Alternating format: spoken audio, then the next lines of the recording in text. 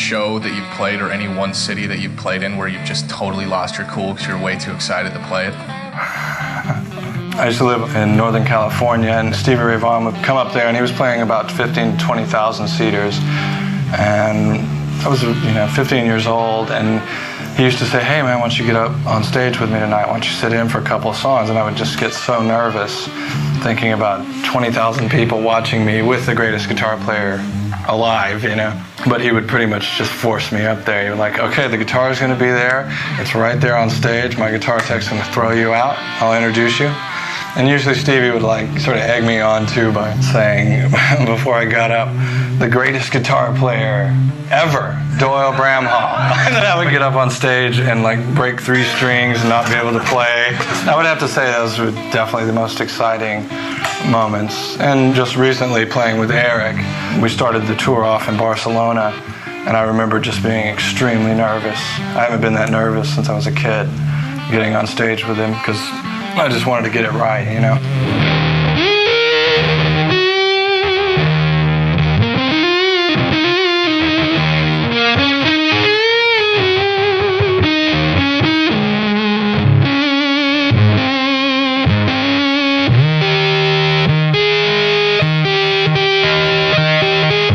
I don't practice. Practice makes me very angry with myself and frustrated. It's being left-handed upside down, and really I don't know what to practice because I can't read from a book. I can't learn from another guitar player because everything is sort of backwards when you look at it because of the way I play. My strings are backwards. So it sort of just frustrates me. And for me, I get my practice in when I write songs, and I do write a lot. And that's really when I practice.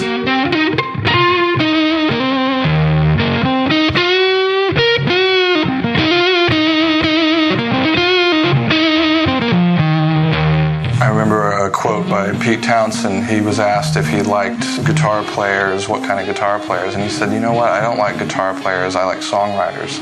And I feel the same way. My favorite guitar players are all songwriters. They all have a real melodic sense of what they're doing and a spontaneity to it that basically if you sat them down, they could create a song for you just playing from nothing and from scratch. They would actually write a song on the spot for you.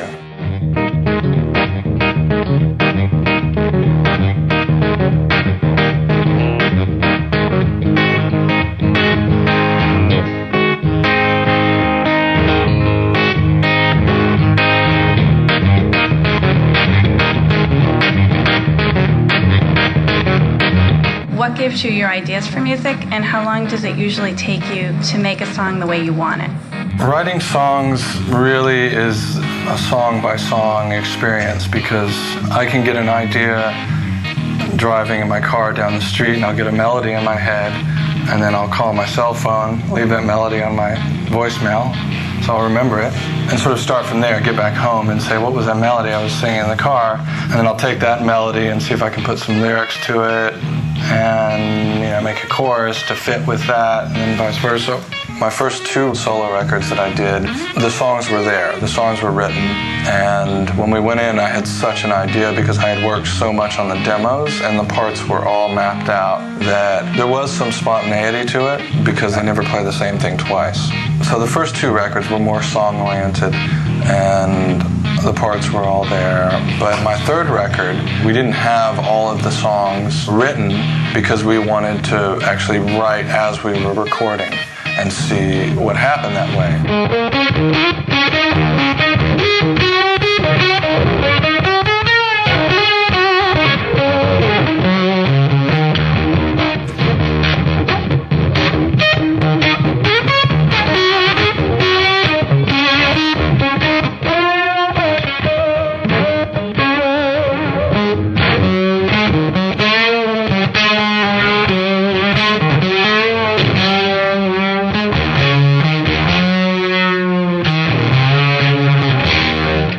Slide. Your ring finger mostly? Yeah. You hear a lot of string noise or harmonics behind the slide if you don't mute it. Because some people are really good at muting and they can have it completely flat with that all the time.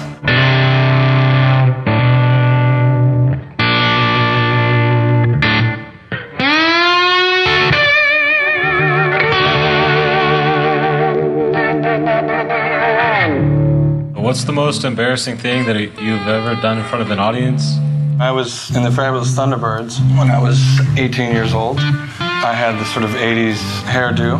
I had this long, thick hair that came down to here, and we were playing an outdoor festival, and the wind started to blow really bad. And I was chewing a huge wad of gum, and my hair flew into my mouth. I was chewing it, and it created this like hair ball in my mouth. And I couldn't get it out of my mouth. I couldn't spit it because it would just hang there in my hair. And so I ended up turning around and had to chew my hair off the gum to throw it out. But I think it was stuck in there for about 5 minutes while I was playing. This is all with having to remember the song I was playing as well, on stage for 100,000 people or something.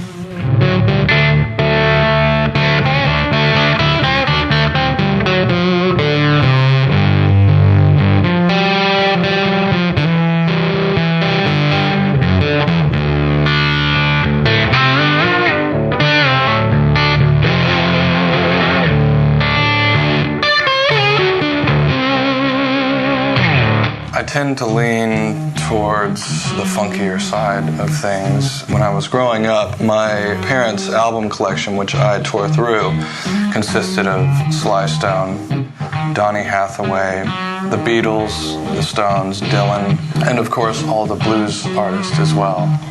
Huge blues catalog. I still listen to Sly Stone records a lot. I listen to them every day. Donny Hathaway was probably my favorite singer, him and Stevie Wonder. Stevie was an unbelievable singer, but he was just the most innovative artist, I think, of our time.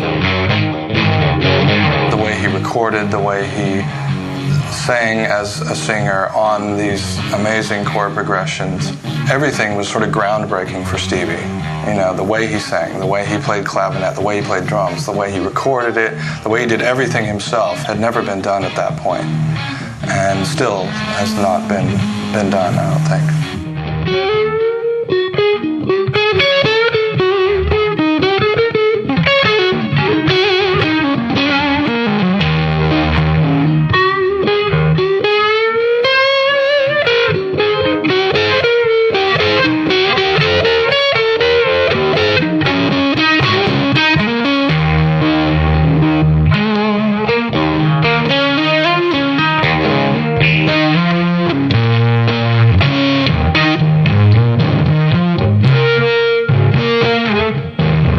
What do you feel is important to you in your life, and how does that affect your playing?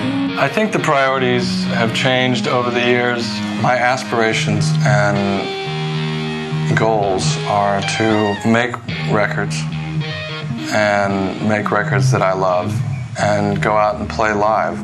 I think that it's sort of a great time to be you completely as an artist, and you can put it out any way that you want to, and it will get hurt.